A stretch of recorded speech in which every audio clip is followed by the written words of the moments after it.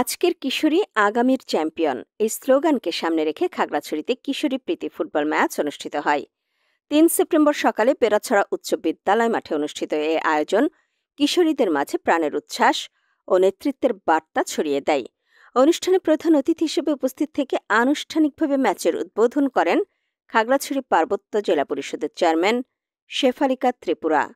Y moves প্রকল্পের উদ্যোগে এবং জাবারাং কল্যাণ সমিতির ব্যবস্থাপনায় আয়োজিত এই প্রীতি ম্যাচের পাশাপাশি কিশোরী স্বাস্থ্য, শিক্ষা, নেতৃত্ব বিকাশ এবং বাল্য বিবাহ প্রতিরোধে সচেতনতামূলক আলোচনা সভা অনুষ্ঠিত হয়।